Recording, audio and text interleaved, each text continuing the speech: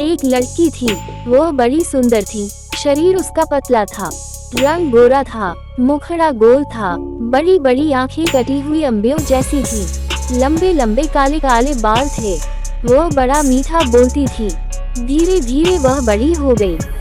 उसके पिता ने कुल के पुरोहित तथा नाई से वर की खोज करने को कहा। उन दानों ने मिलकर एक वर तलाश किया। न लड़की ने होने वाले दूल्हे को देखा, न दूल्हे ने होने वाली दुल्हन को। धूमधाम से उनका विवाह हो गया। जब पहली बार लड़की ने पति को देखा तो उसकी बदसूरत शक्ल को देखकर वह बड़ी दुखी हुई। इसके विपरीत लड़का सुंदर लड़की को देखकर फूला न समाया। रात होती तो लड़की की सास दूध औटाकर उसमें गुड़ या शक्कर मिलाकर बहू को कटोरा थमा देती और कहती, जा अपने लाड़े पति को पिला। वह कटोरा हाथ में लेकर पति के पास जाती और बिना कुछ बोले चुपचाप खड़ी हो जाती। उसका पति दूध का कटोरा ले लेता और पी जाता। इस तरह कई दिन बीत गए। हर रोज ऐसे ही होता। एक दिन उसका पति सोचने लगा, आखिर यह बोलती क्यों नहीं। उसने निश्चय किया कि आज इसे बुलवाए बिना मानूंगा नहीं।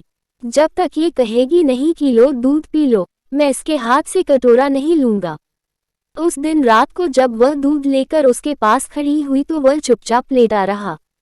उसने कटोरा नहीं थामा। पत्नी भी कटोरे को हाथ में पकड़े खड़ी रही, कुछ बोली नहीं। बेचारी सारी रात खड़ी रही, मगर उसने मुंह नहीं खोला। उस हठीले आदमी ने भी दूध का कटोरा नहीं लिया। सुबह होने को हुई तो पति ने सोचा, इस बेचारी ने मेरे लिए कितना कष्ट सहा है। यह मेरे साथ रहकर प्रसन्न नहीं है।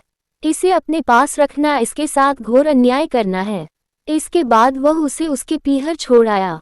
बेचारी वहां भी प्रसन्न कैसे रहती। वह मन मन ही कुलती। वह घुटकर मरने लगी। उसे कोई बीमारी न थी। वह बाहर से एकदम ठीक लगती थी। माता पिता को उसके विचित्र रोग की चिंता होने लगी। वे बहुत से वैद्यों और ज्योतिषियों के पास गए, पर किसी की समझ में उसका रोग नहीं आया। अंत में एक बड़े ज्योतिषी ने लड़की के रंग रूप और चाल ढाल को देखकर असली बात जान ली। उसने उसके हाथ की रेखाएं देखीं। ज्योतिषी ने बताया, बेटी, पिछले जन्म में तूने जैसे कर्म किए थे, तुझे ठीक वैसा ही फल मिल रहा है। इसमें न तेरा दोष है, न तेरे पति का। तेरे पति ने पिछले जन्म में सफेद मोतियों का दान किया था और तूने ढेर सारे काले उड़द मांगने वालों की झोलियों में डाले थे। सफेद मोतियों के दान के फल से तेरे पति को सुंदर पत्नी मिली है और तुझे उड़दों जैसा बदसूरत आदमी मिला है।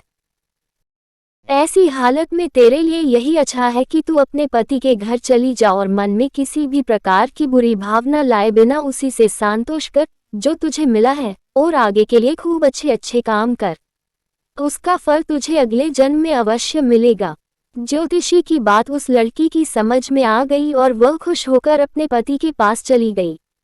वे लोग आनंद से रहने लगे।